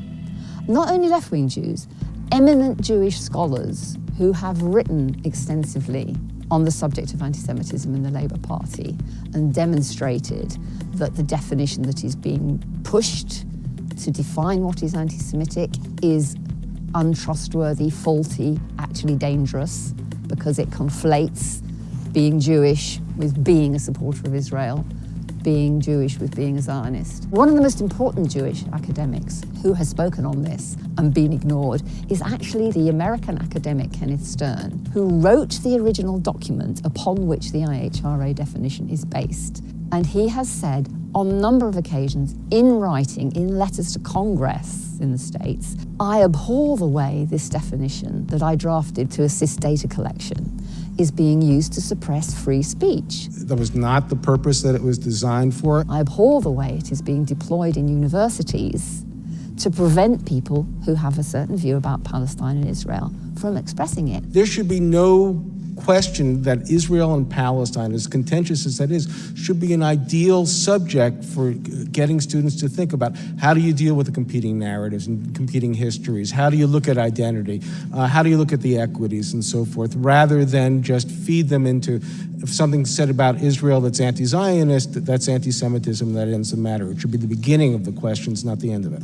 Anthony Lerman, former director of the Institute for Jewish Policy Research, has written extensively on this subject. Do you ever hear of these people being called to be interviewed on any mainstream organization? Never. And all the work that they've done is completely ignored. As a college professor, I'm also concerned about Jews that are anti-Zionist, and they're left out in the cold here and in fact made targets. We have websites that go and hunt them and put dossiers on there. I think this will only encourage that type of activity. You can have an organization like the Campaign Against Anti-Semitism, which was one of the instigators of the Equalities and Human Rights Commission report into Labour Party's handling of complaints about anti-Semitism, quoted over and over again as if it were a leading authority, whereas in fact it was created in 2014 during the Gaza conflict. And these people are quoted over again. Type Campaign Against Anti-Semitism into Google and you will get innumerable media references.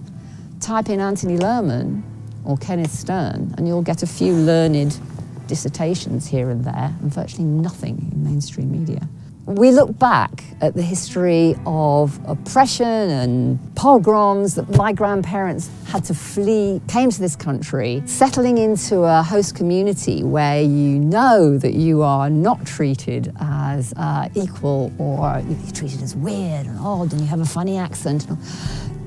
Just to become part of that and to join in the resistance against fascist movements, Cable Street, trade unionism. So many Jews were active in the trade union movement, still are. So many Jews were active, going back to South Africa again, who supported the ANC. Looking at the civil rights movement in America, where so many Jews were on the front line. So that is our tradition. That's why we've adopted that slogan about being with the oppressed and never with the oppressor. Because there are great Jewish traditions that we should be hanging on to, not this lining up with the establishments, helping to destroy a movement for justice and peace and decency. We know what side we are on. We're with the people who want justice and peace and decency. Though there has to be some hope. And I think if you look at the situation of young Jews in this country, but particularly in the United States, there's a great movement called If Not Now. Those young people are looking askance at the establishment figures who continue to support injustice and to remain silent in the face of it. And that we're not going to stand for that any longer. In this country too, whether it's Jewish people or Muslim people or people of no faith, people in the Labour Party, people outside the Labour Party are going to start to stand up for what is right and to get themselves organised, to mobilise, to organise, to act. Because my God, we've got a COVID crisis to fight. We've got the planet to save. You know, we've got freedom of expression to fight for, and we've got Palestinian rights to fight for. So let's get on with it. So, okay, I play out videos when I hear people who are, well, this was 2 years ago. Oh, man. All right, let me see. Meet the wrong type of Jew the media doesn't want you to know exists. Let me put this because I'm hoping that people will circulate it, because there's an awful lot of people who believe. And I am speaking from my 13-year experience of posting videos. There's an awful lot of people who believe that Jews, there's nothing that differentiates their thinking. They all think the same. That is so not true. Just like any other group, get out of that group, this very dangerous dichotomous thinking of you're going to judge people based on just the fact that they happen to belong to a particular segment of society. Wow, that is dangerous, very dangerous thinking. So I do hope that you circulate it, because it's important for people to hear. And a whole lot of people in this country, Jews were active. this is also my experience, a whole lot have never been around Jews. A whole lot have maybe met one or two at work, and they have the judgments. Where are the judgments coming from? They've heard it from other people and they just carry it on. It's called gossip. It's very dangerous, especially considering what's going on today. So, I apologize for going over time. If my moderators are still here, just know that if I go over, you are absolutely free to just stop. I don't want to hold anybody overtime, and I don't even want to hold anybody even during the 5 through 7 p.m. slot. So I want to thank my moderators, especially. I want to thank you all for showing up. It's not an easy time for all of us. A whole lot of individuals, I'll throw myself in that group, are really struggling and are experiencing things in our own lives that are not fun. So we need to bring our best self to life. Stop with the judgments and, just be kind, but be sincere in that as well. So live honestly and speak honestly. Look in the mirror. When you got a judgment about people, look in the mirror. Is it righteous judgment? Are you right when you're making? Because judgment, that's what we do. You can't avoid judgment, but we need to question our judgments. Is it righteous? Or is it just judgment because that seems to be a habit of a whole lot of Americans?